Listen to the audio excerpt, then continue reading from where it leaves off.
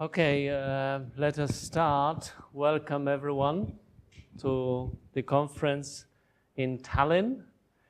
This is the 30th conference of the International Society of Humorous Studies.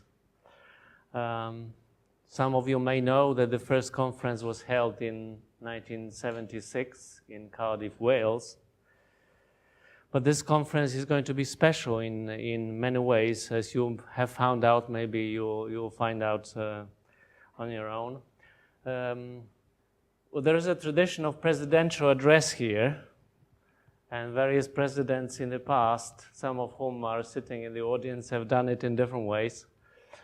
I'll just try to make a few points, which I think are important from my perspective. As a participant also in these conferences for quite a few years.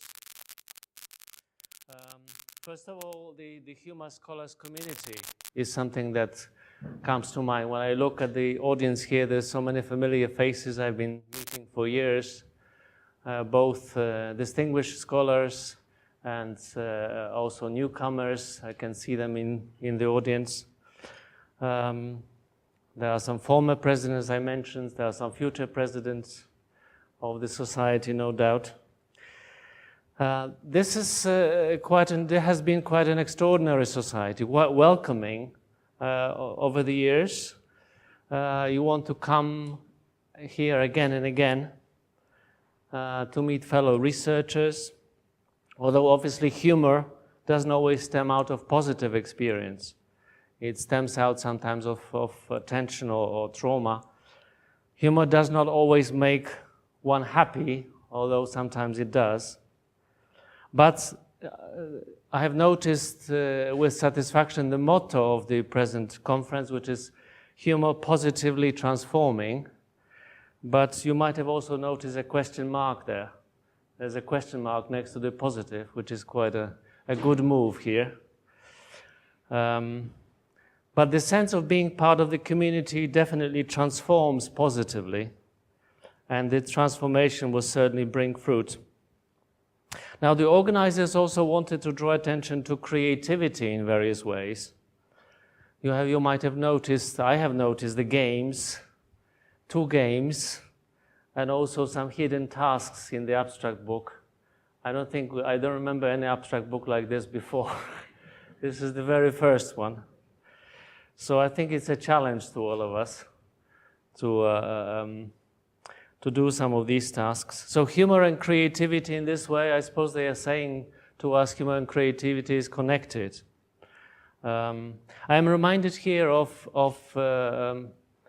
5 areas of humor research outlined, some 20 years ago by our present Executive Secretary, Martin Lampert, which are supposed to cover the entire area of humor research. Cognition and creativity is one of them. Culture, gender and community. Private and public discourse. Individual styles. And health and well-being. All 5 of them. Well, this stresses out interdisciplinarity. Everything in humor studies is connected to everything else, as Jessica pointed out yesterday. So collaboration is important, especially across disciplines. I was happy to see some of its effects already at this conference, for example, with the joint workshop of Jessica and Jennifer Hoffman. This is really something quite special, was happening yesterday. I'm also looking forward to seeing the interdisciplinary panel on the Estonian novel The Man Who Spoke Snakish on Friday. This is also the idea of bringing people together from various disciplines to talk about one thing. This is a tradition of these conferences too. I remember that happening on previous conferences. A new collaboration project, we're talking about collaboration. A new collaboration proposal came with, I just learned about yesterday, with the International Listening Association. We have just learned of each other's existence. And we are having among us the incoming president of the association, Anita Dorczak, sitting right there. And she came to see what we like. and would like to work together. So maybe there's something will come out of this. So from this perspective, I have a task for everyone during this conference. The task is very simple. Don't necessarily stick to your own discipline. Visit at least one session which is as far away from your discipline as you can, and there's certainly something that you learn there. Maybe some sort of collaborative project will come out. I also have been thinking of new knowledge, which was advocated yesterday by Tom Ford during the wrap-up session of the doctoral workshops. Well, in fact, I'm having a hard time keeping up with old knowledge as it comes along. There is so much of it. But we do have some significant achievements, as most of you would know. Maybe newcomers don't. There's 2 volumes of the Encyclopedia of Humor Studies and the Primer of Humor Research. They summarize research on humor so far. There are journals. I think this is the first conference where we have meetings of 4 different journals happening during the conference. So that's also a new development. And they are all attempting to keep track of the research that is being done. There are also significant books that keep coming up. They advance some critical approaches to establish models, and as such, they should be highly valued. I'll just mention a couple. Elliot Oring, in his new book called Joking Aside, aptly put it this way: humor has proved to be an intractable subject. That's also a quotation. Over 1,000 years, scholars have been approaching it from various ends and disciplines. They have not exhausted the subject. That is why we keep speculating, experimenting, putting together hypotheses in order to test them and prove them right or wrong. Now, Elliot is going to tell us a bit more about this on Thursday.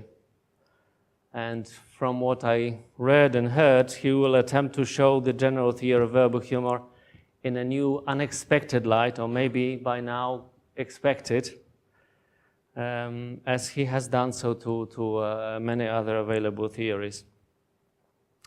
Also, he also claims the joke is an art form, as does Graham Ritchie in his book, which hasn't come out yet, but I know it's coming out, on the comprehension of jokes, which does require quite rigorous framework. There is the conference is also special from another aspect. This is one could say the first conference without Christie Davies among us, but we're trying to bring that fact to the attention. First of all, we've got among us Janetta Davies, the widow of Christie, and she was kind enough to visit us today. She will be taking part in our session, so thank you, Jan, for being here. We're also organizing a special panel about Christie on Thursday, so this is going to be quite special as well. So, in general, the International Society is doing well. There are participants from across the globe. I'm not sure about the last count of countries, 40 or maybe 40 plus. So we're expecting a fascinating cross-cultural experience.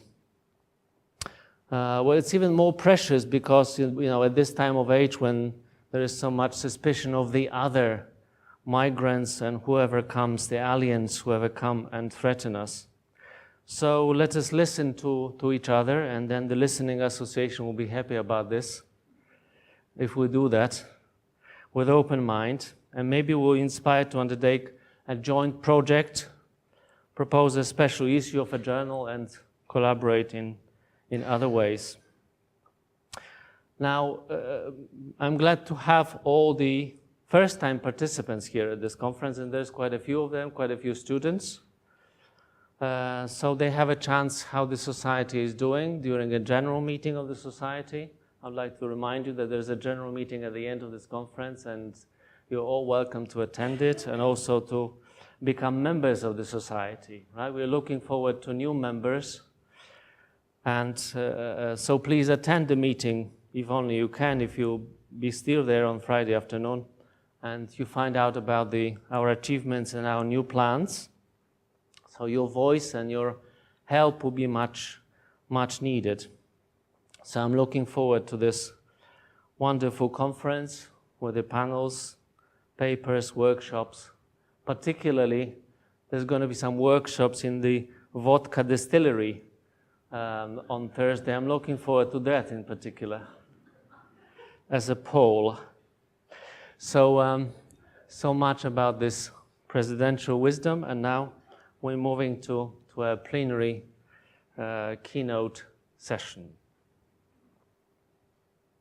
So let me now introduce our plenary speaker this morning, Jessica Milner Davies, who is an honorary associate of the School of Letters, Art and Media at the University of Sydney, and she coordinates the Australasian Humour Studies Network.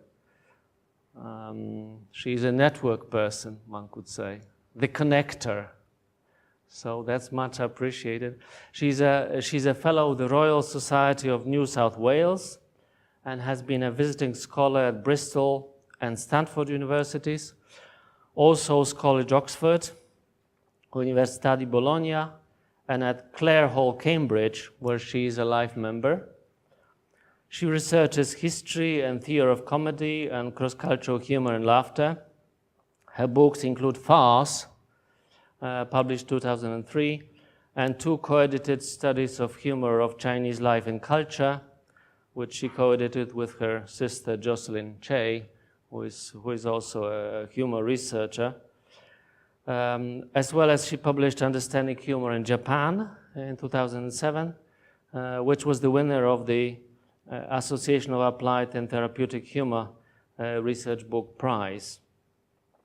She was twice the president of our society in 1996 and 2001, and she was also a co-convener of the 1996 conference of the society in Sydney. I looked at the program. The program is still there. You can look up what happened in 1996. This is wonderful in our website. You can look up all the conferences well, almost all, not all of them, and their programs. So Jessica Milner Davies is a member of the editorial board of Humour, also the European Journal of Humour Research, and an affiliated researcher with the Centre of Comedy Studies Research at Brunel University, the UK. Her latest book, and I understand she's going to talk about this now, is on the practice of satire in politics. And it came out 2017, and she's currently working on a book about judges, judging, and humor. Jessica, the floor is yours.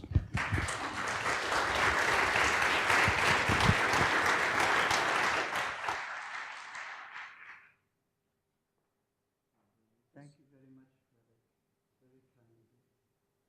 I put it on mute.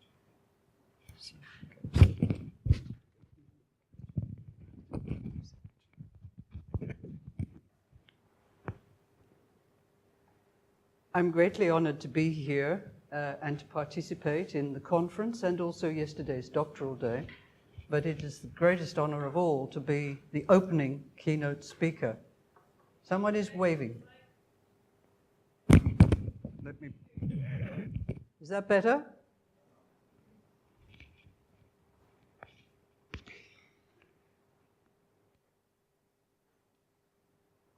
How about that? No? Yes? Yes. Right. Please let me know if it drops out again at any stage. Vladek kindly mentioned my current project, which is a book on judging and humor. And I'd just like to say, as an author must, there are flyers for it. on the book desk. And also to recognize two of my co-authors who are here, João Paulo Capilotti from Sao Paulo in Brazil, and Laura Little from Temple University in Philadelphia. That was an interesting collaboration, and a cross-disciplinary one too. But the topic that I've been asked to speak to you about today is the book that came out last year, which was a project on satire and politics. And I want to talk today about how rewarding it can be to cross disciplinary boundaries in the way that our esteemed president has been urging us to do when we are studying humor and laughter. I shall do this using two different lenses.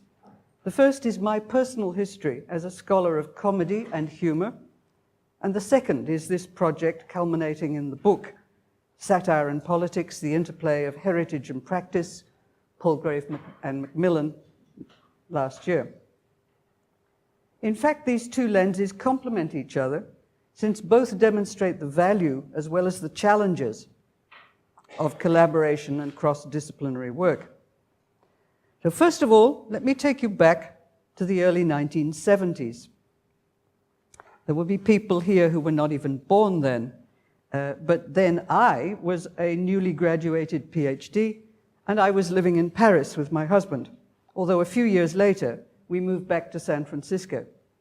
I'd studied in Australia and in the UK, and I was lucky enough to have my doctoral thesis from 1971 catch the attention of an English literary scholar called John D. Jump, now dead, sadly.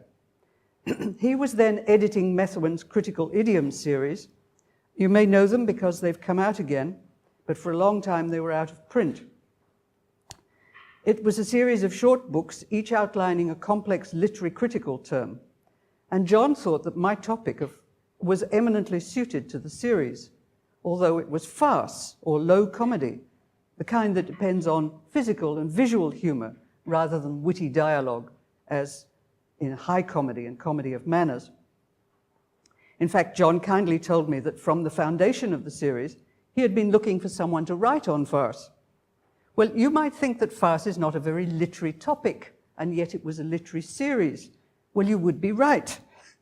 But John thought it was important, and that was very nice because not many people did. The typical reaction that I got when I said I was studying farce for my doctoral work was, "Oh, that's a joke, must be dead easy." Well, from a practical and theatrical point of view, farce is anything but easy. My Australian supervisor in the history and theory of drama enjoyed producing comedy and thought that that was more demanding than tragedy. So, hence the topic. And when I became his first doctoral student, he sent me to the Fons et Origo of the discipline, which was then at Bristol University in England. Bristol had its own Old Vic Theatre Company and acting school, and it had a fine academic department of drama, which was led by a medievalist called Glyn Wickham. For an art student, I had a very cross-disciplinary year there. I worked with scholars in English, French, Spanish and classics, and drama, and my professor of French, the much-loved W.D. Howarth, revered the tradition of high French farce with its masters such as Molière in the 16th century and Labiche and Feydeau in the 19th, not to mention the strange black farces of the 20th century, absurdist theatre. So my thesis ended up stretching across 9 European languages. Well, I was working with texts that were in translation, I must admit, and from classical Greece to the end of the 19th century.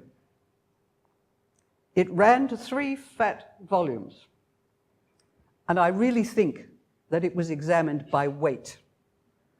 I cannot believe that any of my examiners actually read it all. But I passed. That was nice. Back to John Jump.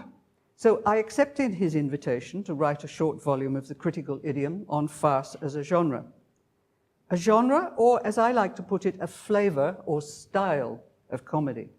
And that's where the collaboration with psychology that I was speaking about yesterday at the doctoral day becomes interesting, because style is one thing in literature and literary humor studies, and it's an entirely different thing in psychological studies of humor. Well, I set out to condense these 3 tomes down to 120 pages intended for a general audience, not to impress examiners, and that took some time. In fact, I discovered more about farce and comedy via this process of condensation than I think I had learned in writing at length. Probably too many doctoral theses are turned into books these days without the benefit of this kind of revision. You do learn a lot from it. During this process, my husband and I moved from Paris back to San Francisco's Bay Area, and I was delighted to become a visiting scholar at Stanford University. In the mid-1970s, I found it a paradise of open-minded scholars who kindly said, "What are you researching? Oh, how interesting," and began to talk to me. I met research professors in psychiatry and human biology, as well as famous names in English and theatre studies. For example, Martin Esslin, then in almost retirement, but the author of the definitive book on the theatre of the absurd. And it truly was a dream come true when in May 1977, Martin and I jointly staged a research colloquium on farce and varieties of comic style, which accompanied a season of farces that Martin produced for Stanford's Department of Drama. I expanded my contacts beyond the humanities by joining a research group that was looking at aggression in animals and humans. I did this because what perplexed me most about farce was then, and it still is, how it manages to combine being the funniest kind of laugh-out-loud type of comedy with being the most physically violent and aggressive. And yet it is universally regarded as quite harmless. Theatre history shows that it is not farce, but satire that most often falls foul of the censor.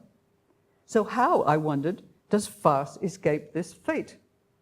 So my colleague, Bo Eichelman, who's now at the University of Madison, Wisconsin-Madison, whichever way it goes, was conducting early neurological research into the pathways that mediate aggression for brain-damaged Korean war veterans, but he was also working with rats. When we talked, he found the idea of violence that is harmless, because it's funny, quite interesting. And eventually, we drafted a co-authored paper. Well, back in the 70s, the journals were not supportive. It never saw the light of day. I hope to do better this year, co-authoring with another lab scientist, Dr. Jenny Hoffman, from Zurich University's Department of Psychology. One incident, however, from Eichelman's experiments will amuse you. A highly intelligent hooded rat had been prepped to attack savagely when poked through the bars of its cage with something like the sharp end of a pencil. So the cage was brought in, rat inside, sharp pencil was produced, through the bars it went. Ha-ha, clever rat. It came up and she or he sniffed inquiringly at the sharp end and began to lick it. Failed experiment. I guess the cannula into the left cortex was not delivering the dopamine precisely where it should have. But maybe the animal just smelled the joke. Well, as you can tell, I enjoyed learning about science research just as much as I enjoyed working with literary colleagues. And I continue to try to read and keep up with brain research on humor. I think it has a lot to tell us. We don't have a lot of papers on brain research usually at the conferences, but if there is one, make a beeline for it and see what they're talking about. I personally was, of course, very lucky. My principal guide in the sciences at Stanford was Bill Frey, William F. Frey, Jr., pioneer of humor studies in human, mental, and physiological health. And no one opened their arms wider and with more kindness to me than this amazing man.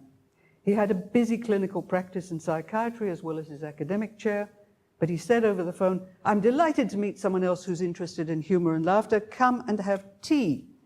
So we met in his consulting rooms in Menlo Park rather than on campus. I expected a short half hour squeezed in between patients. We ended up talking all afternoon and it went on over dinner. Spouses were consulted and very wisely opted out.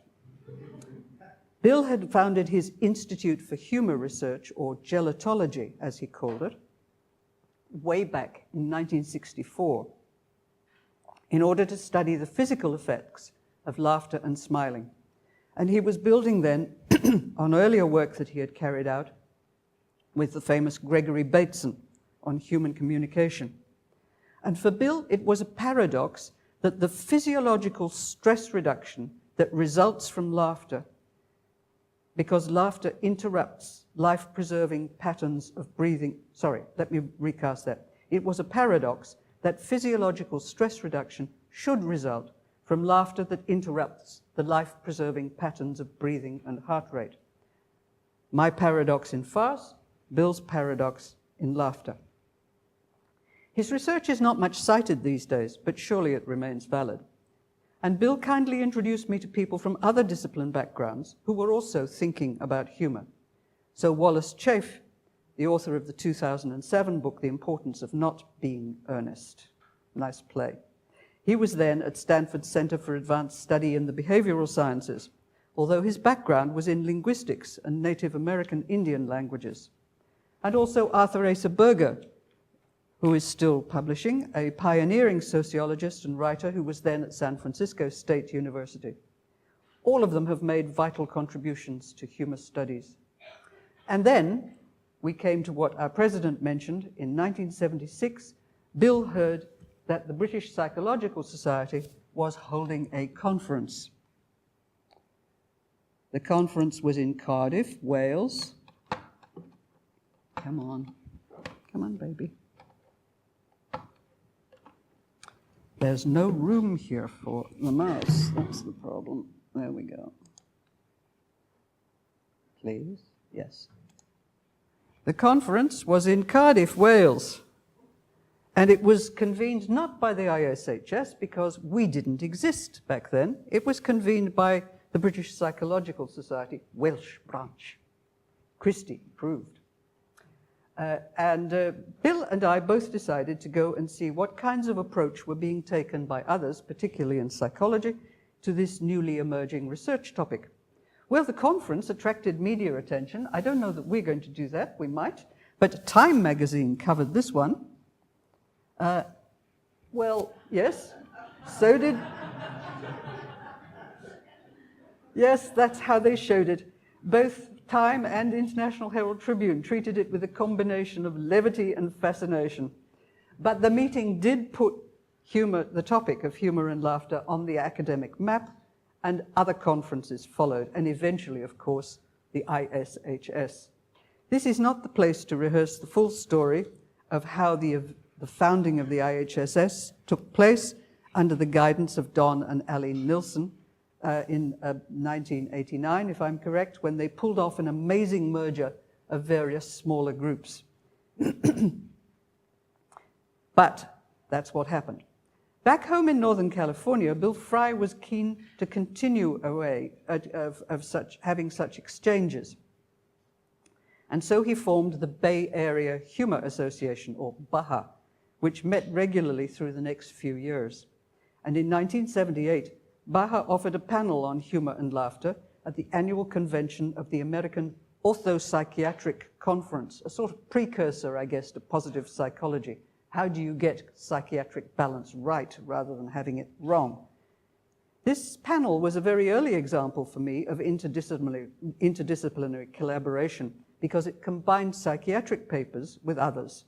Arthur Berger's on the semiotics of humor, for example, and mine, which was on aggression in stage farce. And Wally Chafe has paid tribute to the significance of BAHA in his book that I just mentioned. A final word about Bill. As a pioneer of humor research, he was always open to new disciplinary perspectives and ideas. He co-authored a series of bio-sketches of practicing comedians called Make 'em Laugh, Life Studies of Comedy Writers. He had a passion for Spanish culture. He valued its tradition of carnival festivity and also its iconic humorous anti-hero, Don Quixote. He always said that all humor researchers needed to have a little bit of the Don in them, since their more serious academic colleagues would persist in seeing them as just tilting at windmills.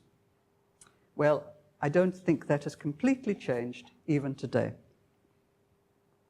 But Bill was also concerned to link relevant theory with the practice of using humor for beneficial purposes, such as stress relief and in psychiatry and nursing, and hence his commitment to groups such as the American Association for Therapeutic Humor and the Humor Care Associations in Switzerland and Germany, as well as important professional partnerships. One such was with Walid Salameh, which resulted in several books and in the journal Humor and Health. A second was with Michael Titze, and Titze was the first clinician to identify gelottophobia, or the fear of laughter, and that work has, of course, now been taken further by Willibald Ruch and his team at Zurich. Bill's last publication, to the best of my knowledge, was a foreword for the important Sage Encyclopedia of Humor Studies, as Vladek has mentioned, edited by Salvatore Attado in 2014. Bill summed up this vast field that he had undoubtedly helped found like this. He said, "The entire universe, everything we think we know, everywhere within human experience, has some relevant connection to humor." It's a very good statement of why we're here, why humor is important to us all, and why we should listen to others as they contribute a different perspective on researching this unbounded topic. So the main point that I want to make is that right from the beginning, researchers of different disciplines came together in a quest to explore humor, and that the IHSS itself was founded on those multidisciplinary bases. It was created as, and it remains here today, a forum for interdisciplinary and international exchange. This has both strengths and weaknesses. It has strengths of resources and friendships that are simply unavailable elsewhere. It has weaknesses that as we grow larger and ever more diverse, so, as Vladek has said, it becomes more and more difficult to keep up with what different streams are doing, even just by sampling. But my purpose today is to urge you, nevertheless, to try sampling, keep trying. Because the more I study and learn about humor in all its forms, the more aware I am that this multifaceted form of human self-expression demands a multidisciplinary awareness for anything that's ever going to approach a full explanation. Humor also responds extremely well to being studied not just within, but outside the comfort zone of one's own culture and language. Giselinde Kieper's study, former editor of the Humor Journal, of the joking taste cultures in the Netherlands, for example, soared to new heights when she added to the Netherlands study a comparative study of the same thing in the USA. And if I may quote you, Giselinde, in the second 2006 edition of your book, you reported, "It wasn't until I did a similar project in the US that I realized that there was something particularly Dutch about the Dutch respondents, despite their great differences, something Dutch in common." I myself would like to acknowledge how much I have learned from my collaboration with colleagues in the Japan Society for Humor and Laughter Studies that resulted in our 2007 book, Understanding Humor in Japan. I am no scholar of Japanese, so learning from scratch about the various forms and conventions of humor and comedy as practiced and enjoyed in Japan helped me realize how entirely different is the culture that I'm most familiar with, that of Australia. Normally, one is so enmeshed in one's own culture that one's unaware of its conventions, as the English sociologist Kate Fox has observed in her book, Watching the English. There they are, under an umbrella, in the rain, mother and son. It could be the Queen and Prince Charles. One simply does not see the rules and conventions. You're too busy carrying them out to be conscious of what they are. So it was only after working with my colleagues in Japan, following the 2000 conference in Osaka, chaired by Emeritus Professor Hiroshi Inoue, that I could write anything meaningful about Australian humor. And I think, it was the same with our true master of joke lore, Christie Davies. In the many tributes to him in the latest issue of the European Journal of Humor Research, is included kindly my account of what Christie himself told me about how he came to start collecting and thinking about jokes. This was in the early 60s, when he was a foreigner to Australia, come from England, teaching an uncontrollable Australian class of engineering students. And he told me later how his assigned class was certainly not literary students. It was made up of engineering students doing their despised compulsory subject in humanities, with a Brit teaching them. I too have taught such classes, and I can well imagine the rowdy, ungovernable behaviour that greeted this pommy, as we call them, just come from England. Australians take a special delight in taking the piss or taking the mickey from their former colonial masters, and Christie, a young, well-respected, well-built young Englishman, would have been regarded as fair game. And so, in desperation, he offered a bargain. If the class would settle down and listen quietly, after all they did have an exam to pass at year end, he promised he would finish 5 minutes before time, and that time could be used to share the rudest jokes they could think of. The deal was done, the rest was history. The famous Christie Davies joke law collection began. These young men set him on the famous course of studying this and its relation to societies around the world. And comparing and contrasting different societies gave him the answers that his curious mind insisted must exist about how and why such different and similar bodies of jokes might exist in different places. So, what about crossing boundaries in the study of political satire? What was the purpose of the project begun 3 years ago that led to my most recent book? What makes it so special? Why am I allowed to talk to you about it? I mean, it's a dream for an author to promote their own book to an entire captive audience. Thank you very much. Well, this is my second lens. I've enjoyed completing each of my books, whether a monograph or an edited collection, but I think this one was, so far, the most intensive. It's certainly the most integrated interdisciplinary study I've undertaken. I had to set myself to understand all my colleagues' work in order to weave it into the book's eventual narrative, and also to identify gaps in the proposed content that needed filling, and find out who to cajole into filling them. And then the illustrations, because it deals with visual satire, not just verbal. These were a story in themselves. I don't know how much of any of you know about gaining copyrights for illustrations, but it ain't simple. And here is our cover illustration. There are some copies of this book. Here comes the product endorsement. There are some copies of the book and order flyers, and there's a special deal for conference attendees and so on and so forth.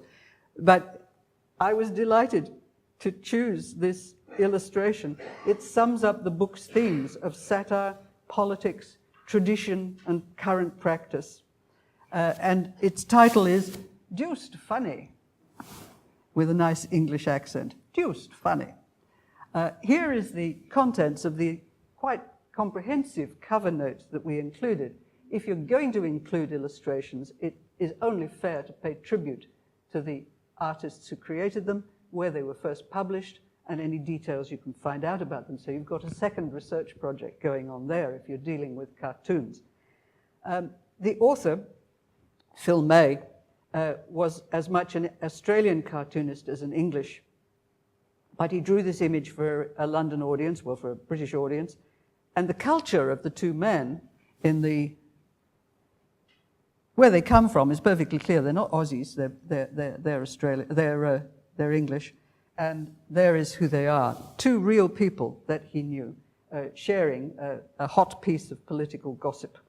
And that's the information that we provided in tribute, and typical of what we did with the illustrations throughout the book.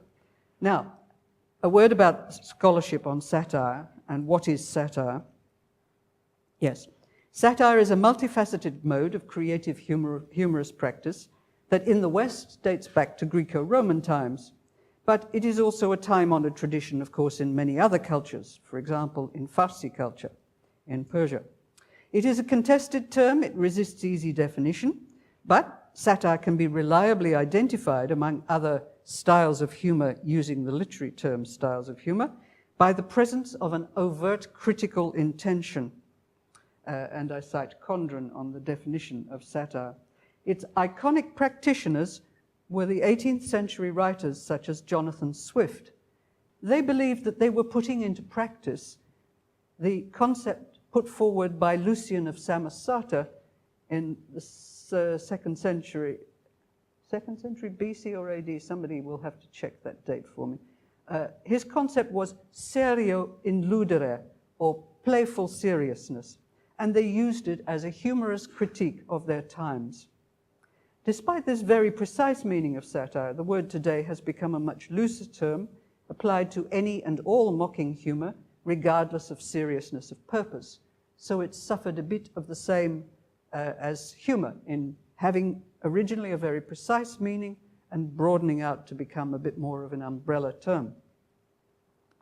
For voices that are marginalized in society, using satire depends on having at least some freedom of expression, and therefore it is much prized in times of struggle. Many people think of it, and some scholars also, as being essentially of the left, a liberating force that gives voice to oppressed minority, even starting a revolution or two. But in practice, satire acknowledges no political allegiance. It can just as easily serve the conservative right as the progressive left, the majority as the minority, as all humor can. Large claims are made for its ability to bring about social and political change, but as with all humor, these are very difficult to test. Common sense tells us that jokes and joking are insufficient to topple dictators, but can they help change behavior and beliefs? And if not, why is the tradition of political satire in particular so resilient? Because across Western democracies since the 18th century, politics and satire have been inextricably linked. Satire expresses a disgust with the ways of elected politicians, and this is now almost universal, I suspect, around the world. But what effect does it have? Is satire merely a kind of relief valve, a sort of Luftloch, such as the Kaiser's police allowed to flourish in the smoke-filled cabarets in 19th century Berlin? Questions about why contemporary political satire abounds and what its effects might be can't be convincingly answered, I believe, through literary and cultural studies. Although these are important and various authors have tried, how can it be shown then that a piece of satire actually does alter opinion or contribute to change? I now know that psychologists amongst us, in particular Tom Ford, current editor of the journal, and his team are also taking up this challenge. But when 4 years ago I began the project and this book, I didn't reach quite as far as that, but we did include social science and quantitative research in the book. So I thought that adopting this multidisciplinary approach would help produce some firmer answers. And being Australian, I began with Australasian satire, that is, what is produced and enjoyed by Australians and our New Zealand cousins. So 3 years ago, I curated a panel of papers by members of the network that I coordinate in Australia and New Zealand, and it was presented at a conference of the Australian Association for the Study of Australian Literature. Fortunately, like John Jump, these are a broad-minded lot, and they didn't mind that we were including cartoons and non-literary materials. And all those papers are now part of this book. They're contributed by Mark Rolfe, Politics and International Relations, Nicholas Holm, who I think is present with us today. Nick, thank you. Nick Holm, Cultural Studies, Rebecca Higgy, who is a former, not Danish scholar, but a graduate student award winner at the ISHS, Sociology of Humour, Lindsay Foyle, who is a cartoon historian, Robert Fidian, who is a literary historian, myself, who is a, what am I? I don't know what I am. I guess I'm a cultural and theatre historian. And Rodney Marks, who is a comedian and a corporate hoaxer, so a practitioner. He acted as discussant for all our literary panel, for all our academic papers, very valuable. The panel ranged very widely over satirical formats and materials, but the lively debate that followed made it clear that discussion of satire and politics, whether in the past or present, could not be constrained to a purely Australasian context, because heritage and tradition and external cultural influences also needed to be taken into account. And importantly, there were two principal gaps that we could see then in what we had assembled. We needed more quantitative social science studies to explore the impact of satire on political life and voter intention, and also a consideration of political rhetoric and persuasive methodology in satire. So I went searching, and I found wonderful people to join, and so the book was formed. So we needed to look at an American as well as an Australasian context. And so the research and examples that are now canvassed have a transatlantic perspective, but they do preserve a special place for the levelling humour of Australasian satirists. I think this wider ambit helps give the book's insights into the practice and effects of political satire more general relevance. And my regret is that we did not have scope then to reach beyond the Anglosphere. Perhaps volume 2 someday? My husband would kill me if he heard me say that. The focus of the project was to examine political satire as a political and social force, especially in the context of its current multimedia explosion. What is it, where it began, what shapes it's taken, and to say something about its impact, for example, on voters and also on politicians. So as I've said, satire's now indelible link with politics started, at least in the Westminster system, in 18th century Augustan England, following the classical model of Lucian and other Roman writers. Although then English parliamentary party politics were embryonic, they were fiercely partisan.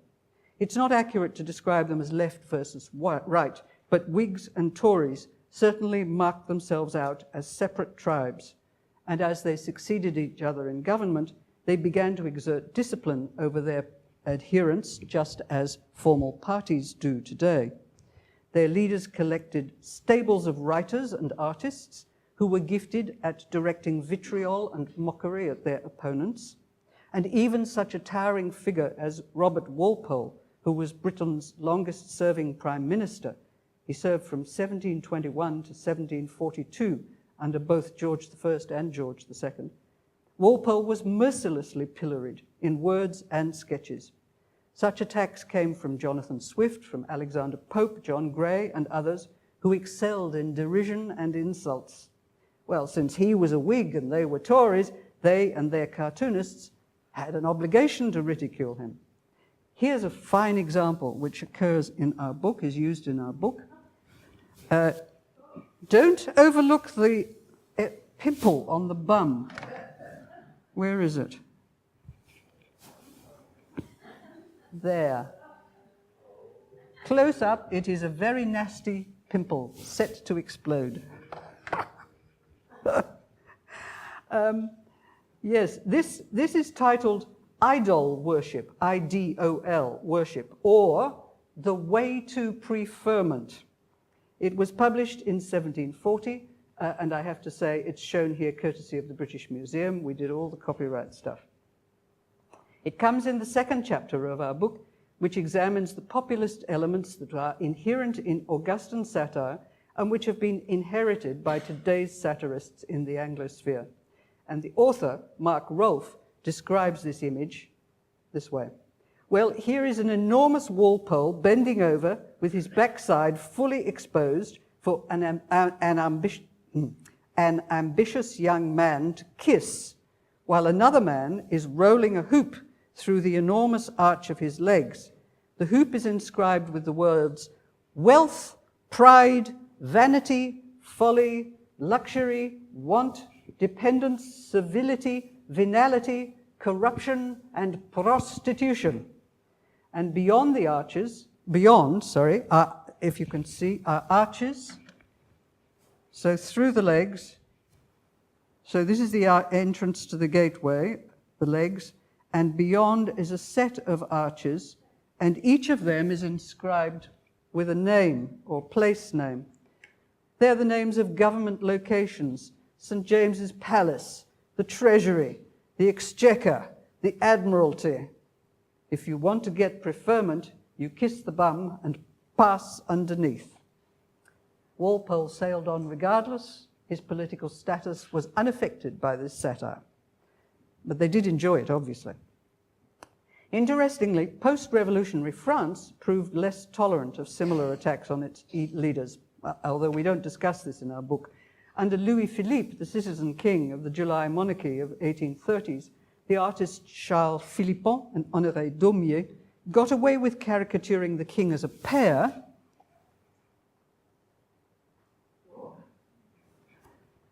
He has three faces, this pear. There are many cartoons of Louis Philippe as a citizen king as a pear.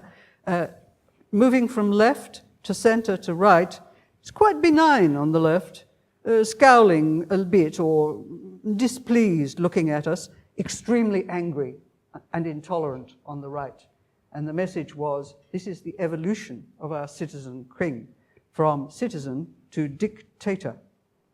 Well, they got away with this, but when in 1832, Daumier represented Louis as a greedy Rabelaisian gargantua sitting on the toilet, and I must pay tribute to my colleague Gianpaolo Capillotti for drawing my attention to this image.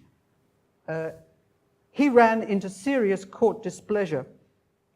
Well, the theme is quite similar to that in Walpole, but the results are very different. The image comes from the dedicated Daumier website, by the way, you can find it online, and which records that it was published as a standalone lithograph, not in a journal, on the 9th of February, 1832. So here's the citizen king, recognizable from his pear head.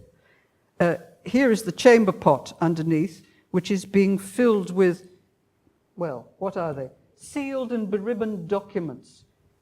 He is excreting new peerages and appointments from his friends, for his friends, from the consumption of the goods of the land, the produce of the land, which are being dragged up the ramp into his mouth.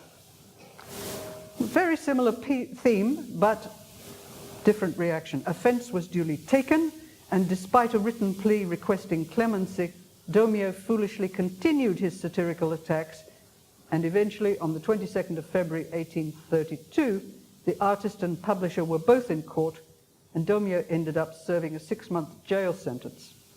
Fortunately, it was served mostly in a reasonably friendly lunatic asylum, which had a very enlightened doctor presiding over it.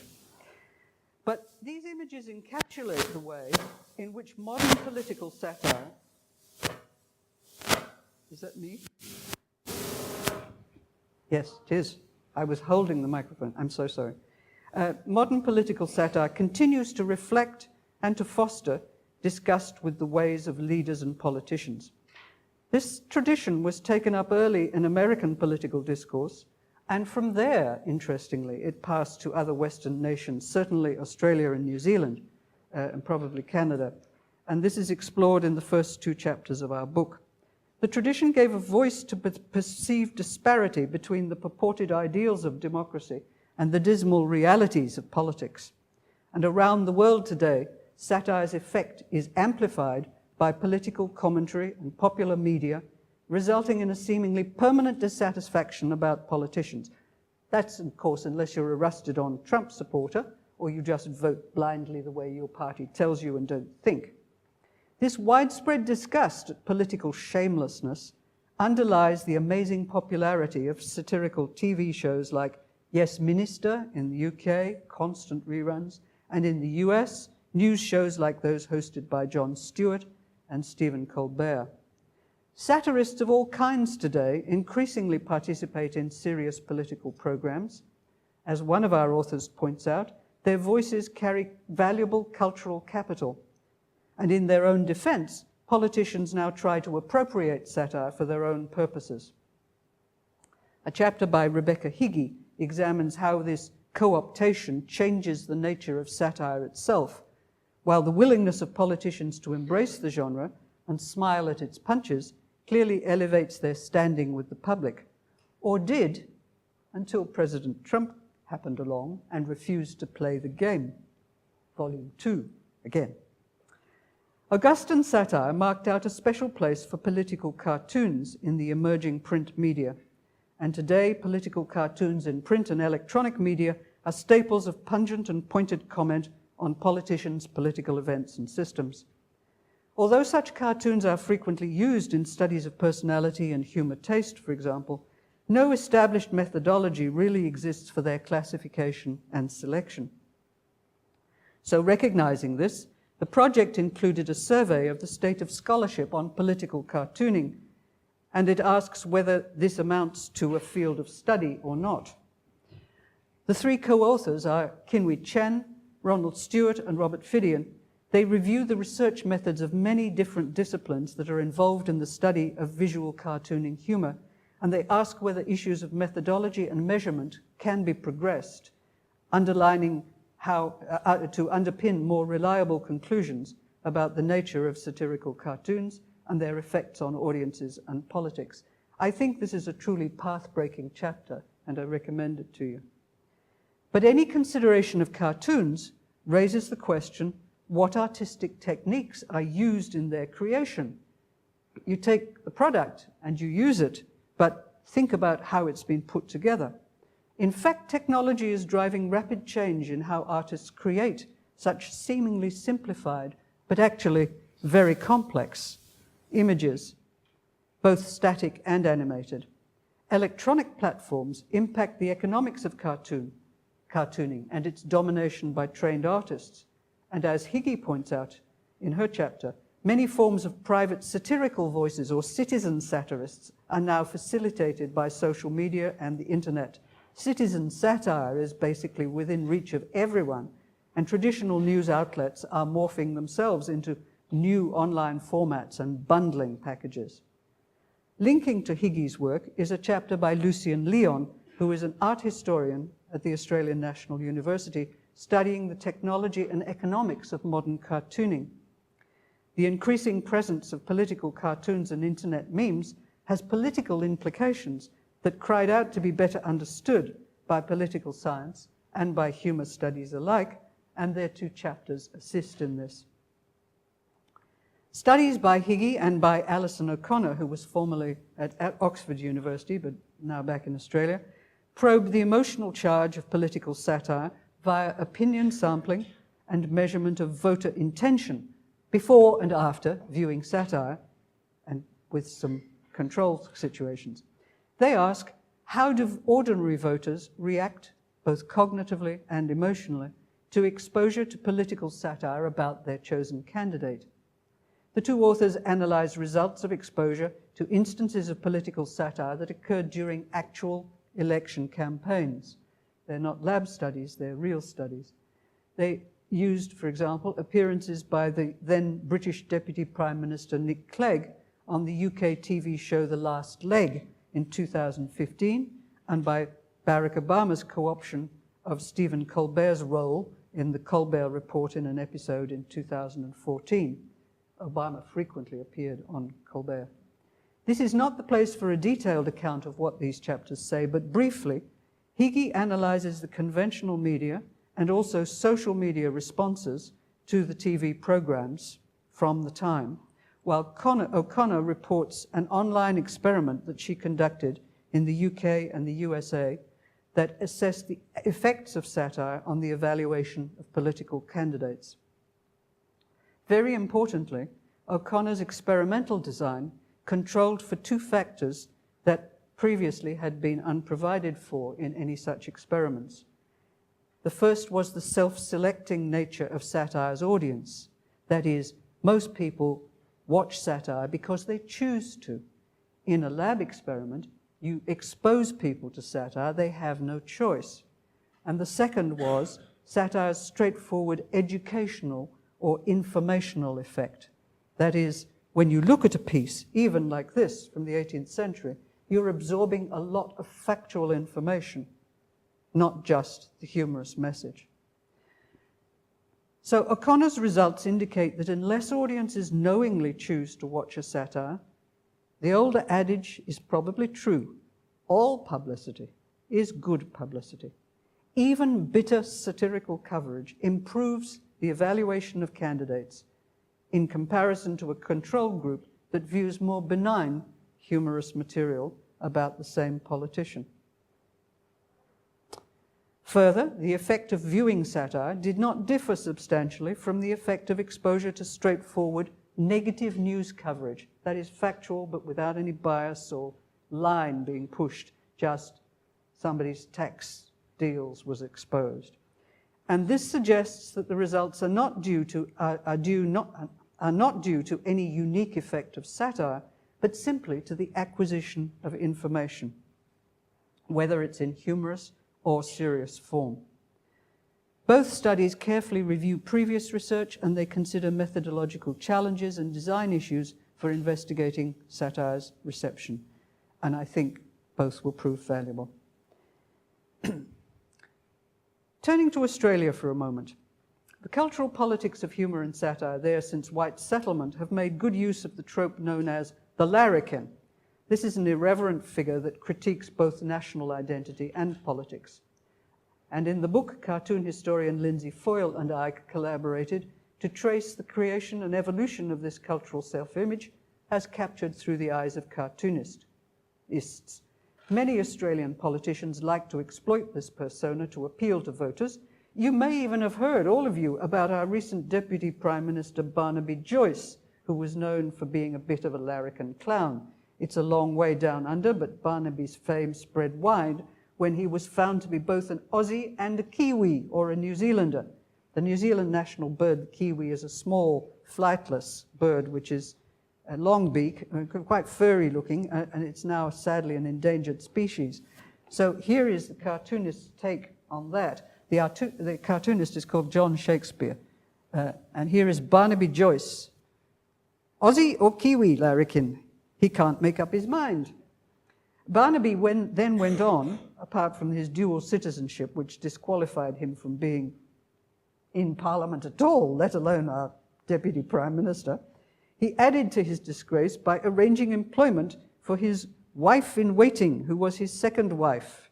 He ditched his first after getting his mistress pregnant, and he arranged employment for her during her pregnancy at the public expense.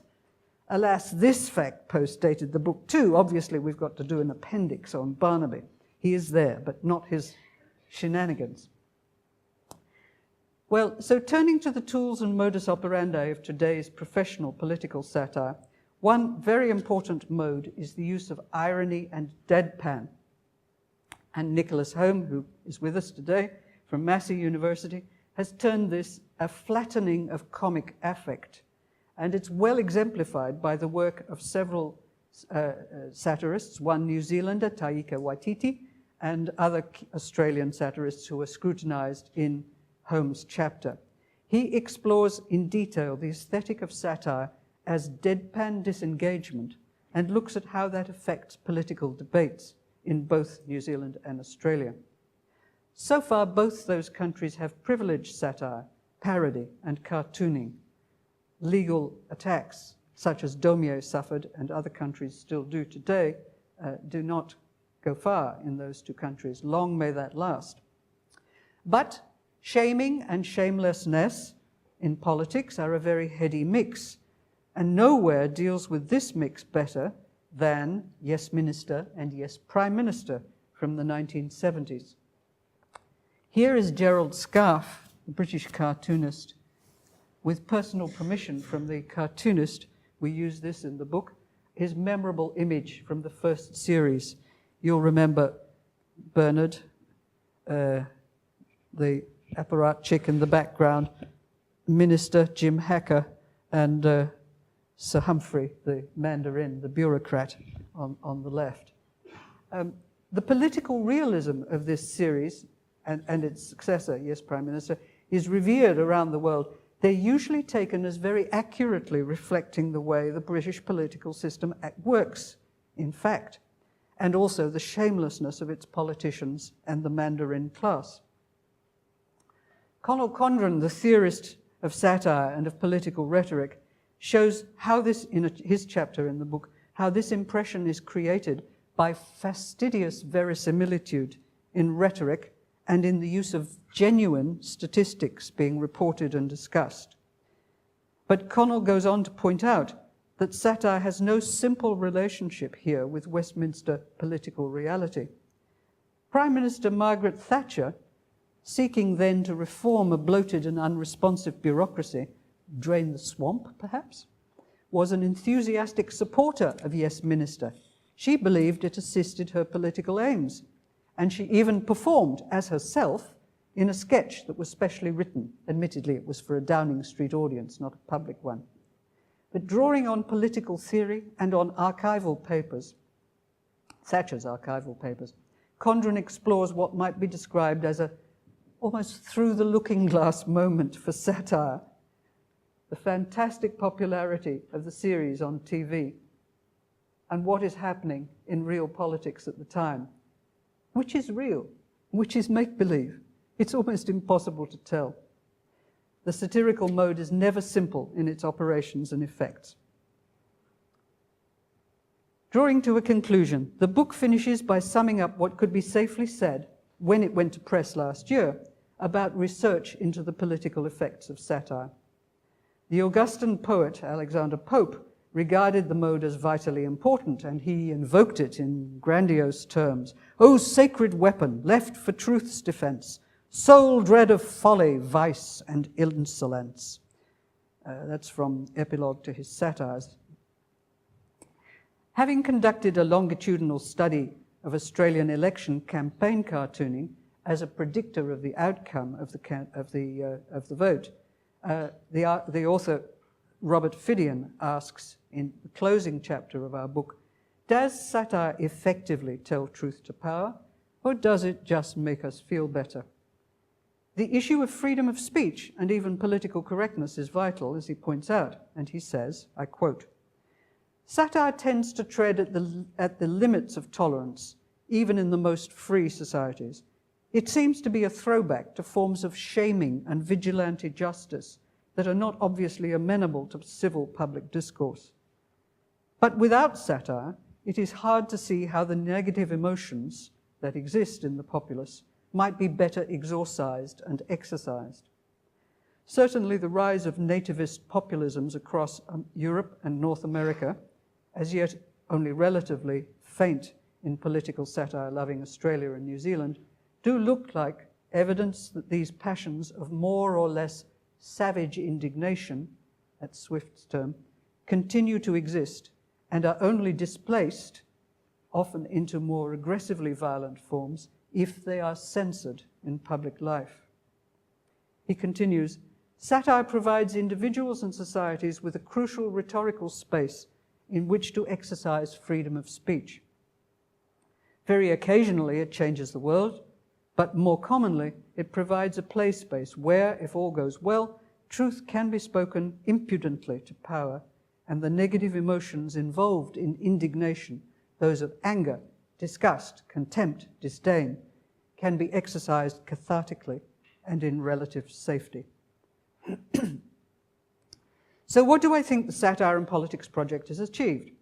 I hope it has succeeded in integrating its several cross-cultural and transdisciplinary studies, drawing as it does on politics, rhetoric, social science and media studies, as well as on historical studies of literary, visual, and performative humor.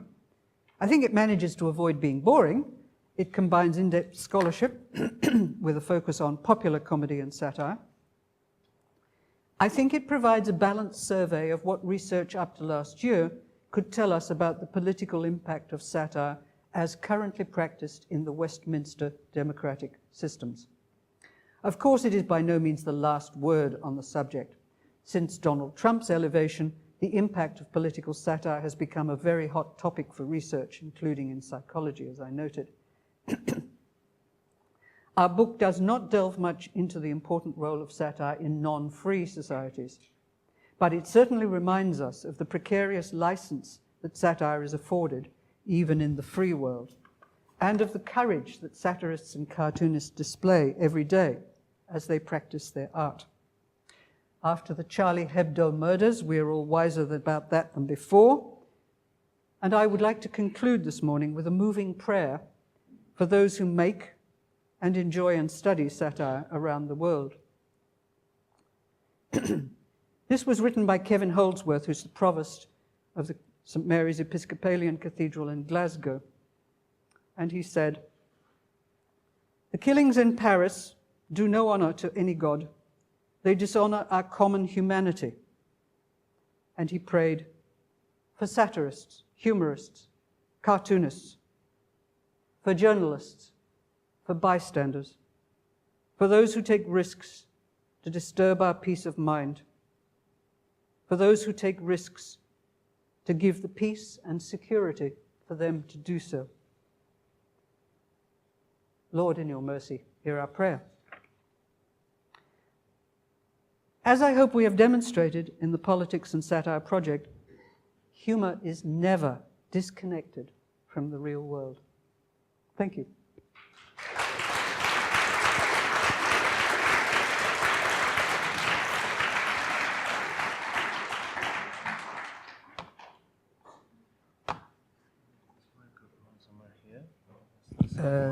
Yes, there it is. Yes.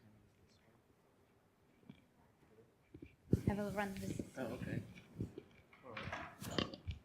Thank you much. Thank you very much, Jessica, for all this. Now we have 5 minutes for questions. If there's anyone in the audience, it's going to be possible to use the microphone that Nastya is holding here.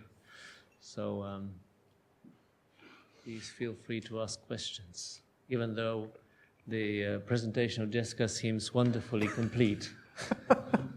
Well, it's a bit difficult to come in after a prayer. Please feel free. Amen. Right on.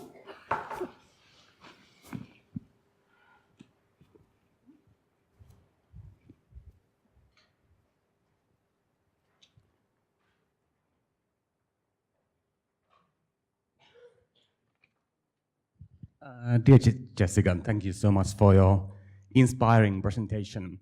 I have just one conceptual question.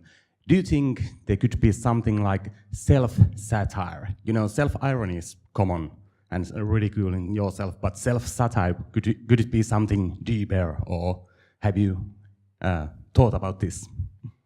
Thank you. That's a wonderful question. I think this is exactly what's happening when politicians take over the satirist's role.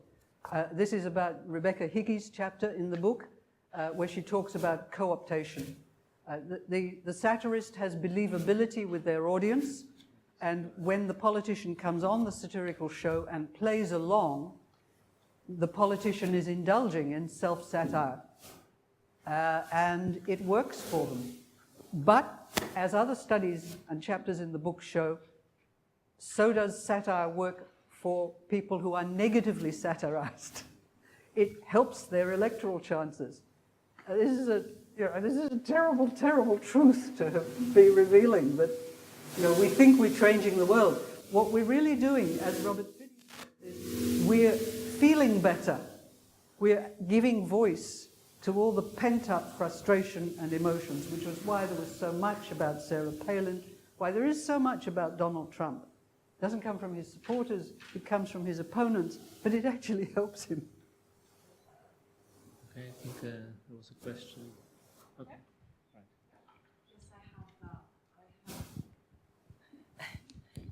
Thank you so very much for a very interesting presentation. I'm the first time here. I'm a newcomer, so it's very inspirational for me. I have actually one first comment that may dovetail with what you've been saying. I'm thinking about an essay written by Foster Wallace, and that's about a writer, an American writer, when he argues that after the 1960s in the United States are the years of an incredible power of irony, when irony as a kind of is used as a political tool to subvert, to question, also politically to undermine what is believed to be the foundational principles of American democracy, and is a kind of a very powerful tool of revolution. However, what is happening in the 1970s, 80s, and 90s is that the media are taking over, they adopt irony as a tool of entertainment, and as a result of this, we have 2018, well, this is my interpretation, election, when irony is perceived as a certain style. This is what you're saying, that is devoid of political power. And, so it's being caught up in this kind of a, dilemma, that the flattening of effect, this is what you were talking about, of a comic effect of irony. But this is something that I'm thinking about. My real question is about the anthropocentric nature of satire. All the images that we've been exposed to, they are focusing on human beings and politicians. So my question is it possible to think about satire not in anthropocentric terms, to think about ideas that are maybe that's easier for us to connect, to make a connection with ideas that we are not comfortable with, but only through human beings. So the question is it possible to imagine satire that would be a satire of ideas rather than of people? So that's, of it not being anthropocentric. That's my question. Well, I think the answer must be yes, but the problem with political satire, which was the topic of our book and was the topic of my talk this morning, is that it's always about the politicians. So even if there is a concept that needs to be satirized, it's almost certainly going to be identified with an individual politician. So I think where you're going and your research focus is broader. You're not interested just in political satire. You're interested in satire more broadly. And certainly it's possible to satirize ideas and logic, stupid ideas, wise ideas, all of them. Well, yes. I don't know. Let me can anybody think of an example of political satire which is not mediated through individual politicians? Stand up, Delia, and tell us. I don't need to stand up, but okay. For example, Martin Royston's fur cups, or rather, depending on which you should, of course, pronounce as fuck-ups.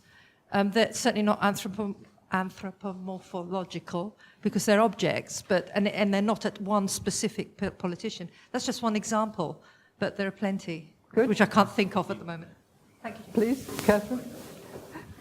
Shit. Yeah. Well, yeah, but it's a human product. Come on. What about pigs, etc., which go all the way back? Yeah, but they're personified. Yeah, but they don't have to be on a one-to-one. It's a human product.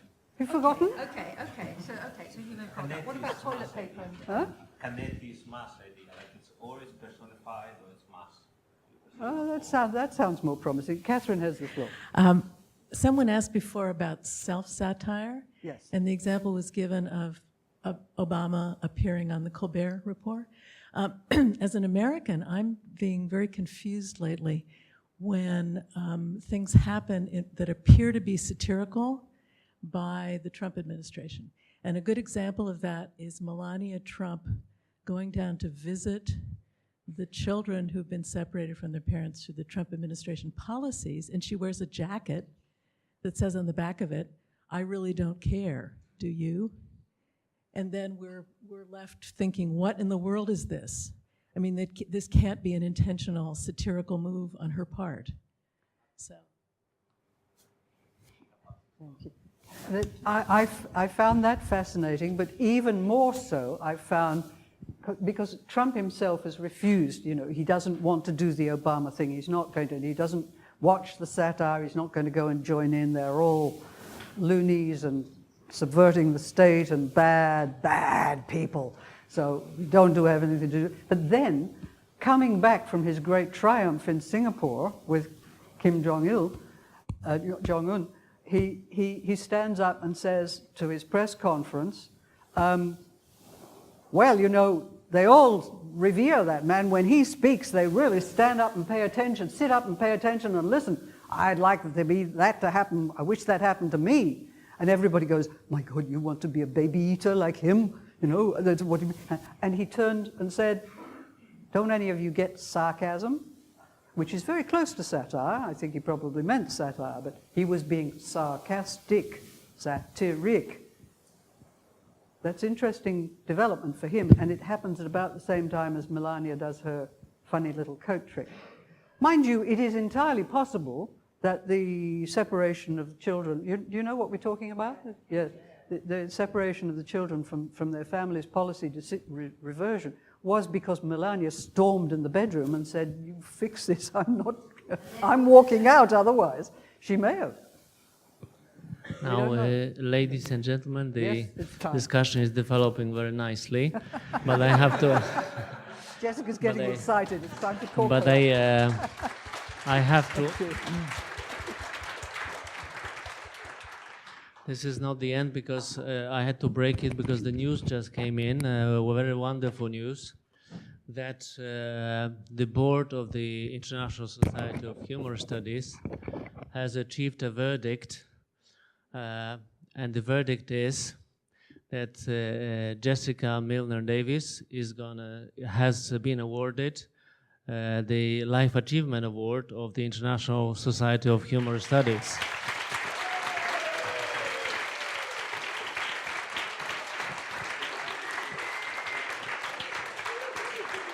Now, she is being given a special distinction there in the corner.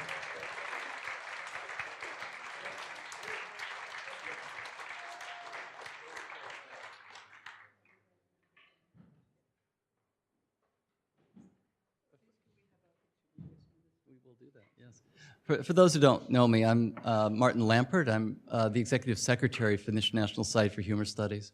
And the award that we're giving today it began a few years back. We've given this to a number of people, including one that was mentioned earlier today, Bill Frey, who was the first recipient of our Lifetime Achievement Award. And Christie Davies, who's being honored at this conference, was one of our past recipients. And so this is a prestigious award from our society. And we require that everybody now, when you look at this, you're all supposed to, you're all to get up and say ooh and ah. Let's hear it. Ooh. Ah, is it really good?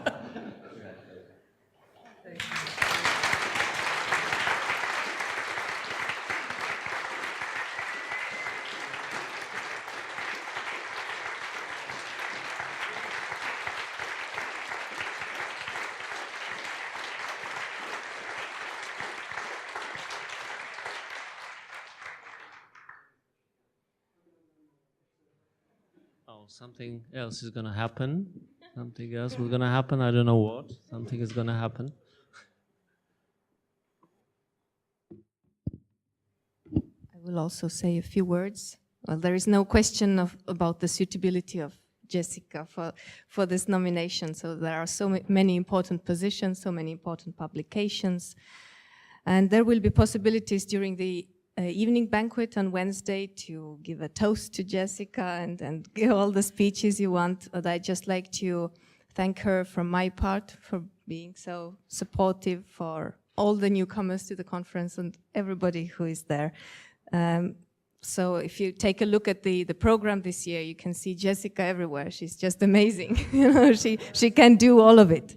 And she's always ready to help with a kind word as well. So it's only appropriate that we present her with this specially bound edition of the Estonian national epic of the Estonian hero, because Jessica is the hero of this society. So this is the Estonian national epic.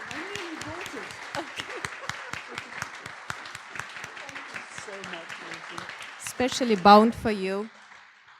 And yes, as Kalevipoeg, the national hero of Estonia, was plowing the fields of Estonia, so and has formed the Estonian landscape. So we can see the handwriting and style of Jessica in ISHS landscape, I think.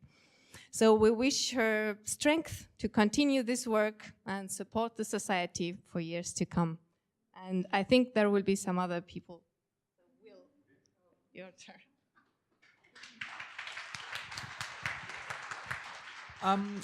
Good morning, everyone. I received an unusual request recently, which was to give a eulogy for Jessica's work. But I think we can all agree that it has not finished and that we can all hope it will be with us for many years to come.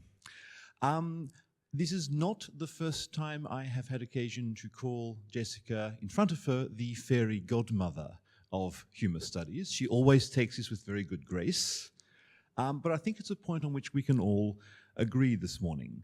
Jessica is known to perhaps not all, but nearly all of us, for a huge variety of different reasons. And that's something I think that gives all of us pause to reflect.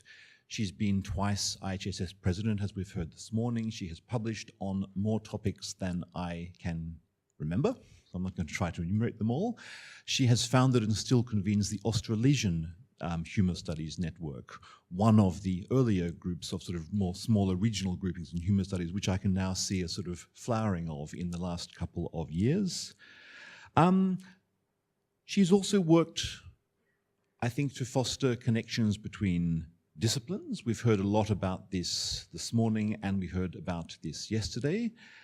And to foster, I think, connections between scholars, between disciplines, but also very importantly between universities, between scholars, between language backgrounds, and has done, I think, more than anyone I am aware of, to bring people together who might otherwise have not been brought together. And that's something I think we should reflect on. From personal experience, Jessica is also someone who has always gone as far as she could to help people, particularly young researchers. I was one. I think Lisi might fit herself into this category, and there are many others of us here as well. I first met Jessica in person at the 2008 Australasian Humour Studies Network Colloquium, where I presented a paper. Not just because I'd applied, but because she had actively stalked me for the preceding 6 months, having come across my name in an obscure departmental seminar from the Sydney University Department of French Studies. So this is very, very typical of Jessica's attitude towards not just helping young scholars, but finding them and making sure they came in from the cold. So and I think that's a story that is likely to have echoes in many of our other experiences here this morning. In the intervening years, I've become aware of quite how much Jessica has done for me, for other young scholars, and for our community generally, often in ways that and I suspect in ways that we, have only come to realize some time after the fact.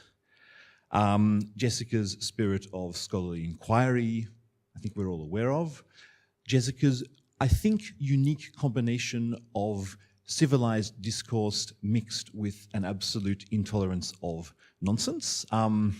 Somebody else with whom I've worked who's here this morning once said, she always has the right answer, but I'm never sure whether I'm going to get the British version or the Australian version.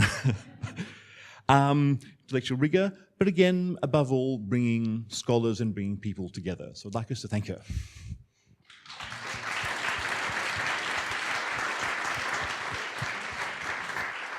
Thank you. Deborah? Want to come? Deborah? But I'm going to say the Australian version. Do it from here. Okay, I'm relatively new to this. I think I better also. Otherwise, I'll just be talking to Vladek and he's heard it. It's a back problem. Yeah. But I'll stand here. Can I? I'm very, very new to this society, about 3 years new, and I too was stalked, but I was really stalked. Maybe Will was as well, but there I was also, obscure departmental seminar, research of the school and department, which has like 3 linguists in it, and I was talking about the linguistics of jokes. And I couldn't even get people from my department to go. There were like 9 people at a lunchtime. And then out of the blue, I got an email from someone very important, because, you know, I could tell from the email it was someone very important. And this person said, you should come along to our network, society, whatever we are. And I said, no, I can't do that. I'm not a humor scholar, I'm a linguist. And we had a bit of a debate over the internet about who's a linguist and who's a humor scholar. And I said, no, I can't. And she said, yes, you can. And then we didn't do anything. Or rather, I went dead, and then I got another email a little while later, and then another one. And eventually I was dragged along to the Humour Society, ISHS, the Australasian Humour Society Network, where I was greeted, I knew no one. I was greeted by Jessica. I was introduced to all the people I needed to be introduced to, many of whom are now my friends. And that's how I got into the society. However, Jessica, once she has recruited you, does not let you go. Oh no. She draws you in, and the next thing you're on panels, and you're in this, and you're bringing other people in, and you're invited to talks at other universities, which in Sydney, we sort of don't go within 1 kilometre of where we work. And then I realized something about the Australasian Humour Society Network. Now, Jessica gets very upset because we call her our queen. And she has asked several of us on a couple of occasions very seriously to please not refer to her as our queen. And of course we do. But I'd like to say you're a very special queen, Jessica. And that is because we vote. We chose you. We chose you from our anarcho-syndicalist commune. We chose you as our queen. You did not appoint yourself. And I've only known you for 3 years, but feels like a lifetime. And I think this is a fantastic award for you. I'm saying this from, I'm not a representative of IHSN. I don't pay my dues, I know this. But on behalf of all of them who are not here, congratulations.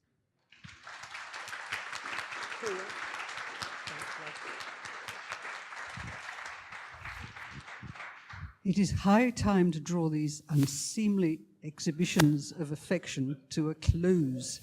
Everybody needs their coffee. I'm going to be really Aussie and say, from the bottom of my heart, thank you, the Executive Secretary, thank you, President, thank you, all board members, thank you, all members of the Society, which means a great deal to me. Thank you, everybody else who's here and who has participated in this morning's memorable session. It's engraved on my memory forever, and now we need our coffee. Thank you. Sorry, but before the coffee, just a few things. First of all, there will be a book stand where you can buy books, also Jessica's books, from today and tomorrow. And if there is interest, also on Friday, but please try to do it today or tomorrow if possible. Next to that table, there is another table, Estonian food table. Also visit this one. There are special cucumbers marinated by my father. And also the famous Estonian liquor, Vana Tallinn, will be there.